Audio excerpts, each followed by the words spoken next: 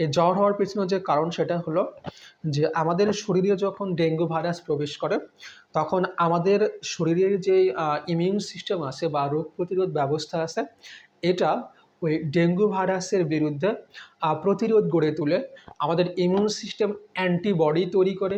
সেই অ্যান্টিবডি যখন ডেঙ্গু ভাইরাসের সাথে রিয়াকশন করে বা তার সাথে যখন যুদ্ধ করে তখনই কিন্তু শরীরের তাপমাত্রা প্রচুর পরিমাণে বেড়ে যায়। সাধারণত একজন মানুষ যখন ডেঙ্গুতে আক্রান্ত হয় তখন তার শরীরে কি কি লক্ষণ দেখা যায় বা কি কি লক্ষণ দেখলে কি কি সিমটমস দেখলে আপনারা বুঝতে পারবেন যে তিনি ডেঙ্গুতে আক্রান্ত হয়েছে, এটা নিয়ে আলোচনা করব।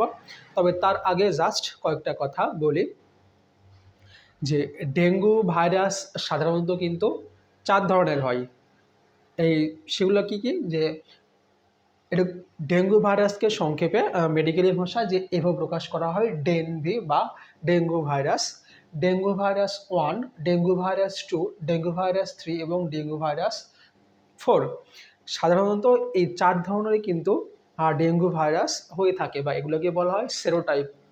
তো বাংলাদেশে সাধারণত সবচেয়ে বেশি মৃত্যু হয় বা যাদের শরীরের অবস্থা সবচেয়ে বেশি খারাপ হয় আর তাদেরকে মূলত এই যে 2 এবং 3, ডেঙ্গু ভাইরাস 2 এবং ডেঙ্গু ভাইরাস 3, এই দুটা সেরোটাইপ বা এই দুটা ধরন দ্বারা সবচেয়ে বেশি আহ, আক্রান্ত হয়ে থাকে।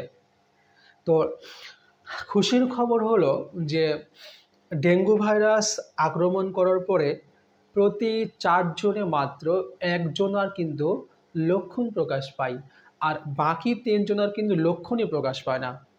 আচ্ছা, লক্ষণ কাদের প্রকাশ পায় না? যাদের শরীরের রোগ প্রতিরোধ ব্যবস্থা বা শরীরের যাদের ইমিউন সিস্টেম অনেক স্ট্রং, যারা নিয়মিত খেলাধুলা করে, এক্সারসাইজ করে, যারা হেলদি ফুড খায়, তাদের ক্ষেত্রে কিন্তু ইমিউন সিস্টেম অনেক স্ট্রং হয় এবং এদের ক্ষেত্রে কি হয় যে ডেঙ্গু ভাইরাস অ্যাটাক করলেও, ডেঙ্গু ভাইরাস আক্রমণ করলেও এদের শরীরে কিন্তু কোনো রকম লক্ষণই প্রকাশ পায় না।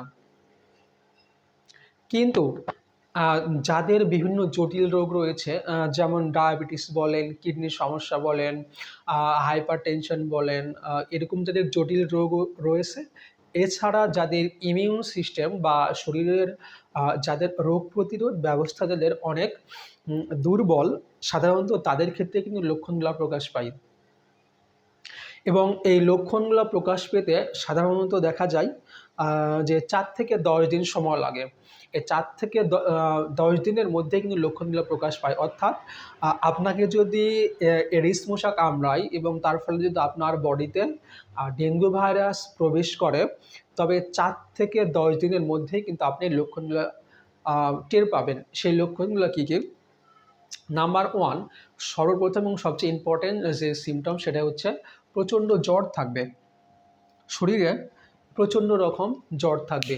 এই জ্বর আপনার প্রায় 104 ডিগ্রি পর্যন্ত পৌঁছাতে পারে এবং কারো কারো ক্ষেত্রে হালকা হতে পারে। তবে মোস্ট অফ দ্য কেস অধিকাংশের ক্ষেত্রেই কিন্তু জ্বরটা প্রচণ্ড রকমের হয়। এই জ্বর হওয়ার পেছনে যে কারণ সেটা হলো যে আমাদের শরীরে যখন ডেঙ্গু ভাইরাস প্রবেশ করে তখন আমাদের শরীরের যে ইমিউন সিস্টেম আছে বা রোগ প্রতিরোধ ব্যবস্থা আছে এটা ওই ডেঙ্গু ভাইরাসের বিরুদ্ধে প্রতিরোধ গড়ে তুলে আমাদের ইমিউন সিস্টেম অ্যান্টিবডি তৈরি করে। সেই অ্যান্টিবডি যখন ডেঙ্গু ভাইরাসের সাথে রিয়াকশন করে বা তার সাথে যখন যুদ্ধ করে তখনই কিন্তু শরীরের তাপমাত্রা প্রচুর পরিমাণে বেড়ে যায় এবং এই কারণেই কিন্তু আমাদের জ্বর হয়। দ্বিতীয় যে লক্ষণ যেটা আছে সেটা হলো যে মাথা ব্যথা হতে পারে। কিন্তু ডেঙ্গু ভাইরাস আক্রমণ করলে মাথা ব্যথা হতে পারে। এরপর যেটা হয় যে মাংসপেশিতে ব্যথা হয়। কিন্তু আমাদের যে মাংসপেশি আছে, এই ধরেন হাতের মাংসপেশিগুলো আছে, আর তারপরে পায়ের যেই মাংসপেশিগুলো আছে, এই মাংসপেশিগুলোতে কিন্তু প্রচণ্ড রকমের চাবানো চাবানো একটা ভাব হয়, মানে প্রচণ্ড রকমের কিন্তু একটা আহ, ব্যথা অনুভব হয়। তারপরে যেটা হতে পারে যে চোখের পিছনে ব্যথা হতে পারে। আমাদের দুই চোখের পিছনে প্রচণ্ড রকমের ব্যথা কিন্তু অনুভূত হতে পারে। তারপরে যেটা হতে পারে জয়েন্টে ব্যথা। আমাদের যত জয়েন্ট আছে, এই যে এই জয়েন্টগুলো বলেন বা এই জয়েন্ট বলেন, তারপরে আমাদের হাঁটুর জয়েন্ট, পায়ের গোড়ালির জয়েন্ট যেগুলো আছে, তো এই জয়েন্টগুলোতে কিন্তু আম প্রচণ্ড রকমের ব্যথা হতে পারে। কখনো মনে হতে পারে যে আপনার জয়েন্টগুলো ভেঙে যাচ্ছে, খুলে যাচ্ছে, এরকমও কিন্তু অসহনীয় ব্যথাও কিন্তু হতে পারে। তারপর যেটা হতে পারে যে শরীরে কিন্তু র্যাশ বা লাল লাল লাল লাল কিন্তু ফুসকুড়ি দেখা দিতে পারে শরীরে। এরপর যেটা হতে পারে যে আপনার বমি বমি ভাব হতে পারে। আহ, এই যে কটা বললাম, মোটামুটি 7টা লক্ষণের কথা বললাম।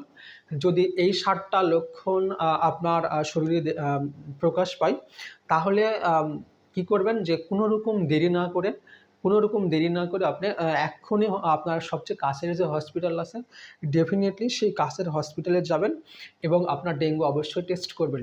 নট অনলি শুধুমাত্র এই সবগুলা 7টা না, যদি আপনার অ্যাটলিস্ট 3টা সিমটম যদি প্রকাশ পায়, অ্যাটলিস্ট 3টা লক্ষণও যদি আপনার শরীরে প্রকাশ পায়, তাও কিন্তু অবশ্যই আপনাকে হসপিটালে যেতে হবে এবং অবশ্যই আপনাকে ডেঙ্গু ভাইরাসটা অবশ্যই কিন্তু টেস্ট করতে হবে।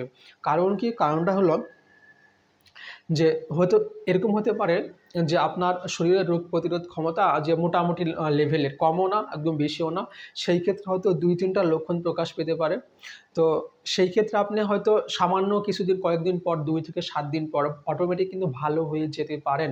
বাট আপনার ক্ষেত্রে সতর্কতা যেটা বা সবচেয়ে বেশি ইম্পর্টেন্ট যেটা, সেটা হলো যে আপনি যদি নেক্সট টাইম বা পরের বারে যদি আপনি আবার নতুন করে যদি আক্রান্ত হন বা এডিস মশার দ্বারা আবার যদি কামড় খান, আবার ডেঙ্গু ভাইরাস দ্বারা আক্রান্ত হন এবং ভিন্ন কোনো ধরন দ্বারা, ভিন্ন কোনো সেরোটাইপ দ্বারা, তখন কিন্তু আপনার ঝুঁকির পরিমাণ কিন্তু প্রচুর পরিমাণে বেড়ে যাবে। মানে আপনার ডেঙ্গু যে সিভিয়ার ডেঙ্গু, যেটা তীব্র, যেটা কোনো বলা হয় মেডিকেলি ভাষায় সিভিয়ার ডেঙ্গু বা তীব্র ডেঙ্গু জ্বর, সেইখানে যেতে পারে এবং সেইখানে যদি যায় তাহলে কিন্তু আপনাকে কামব্যাক করতে কিন্তু প্রচুর কিন্তু কাঠখড় পোড়াতে হবে।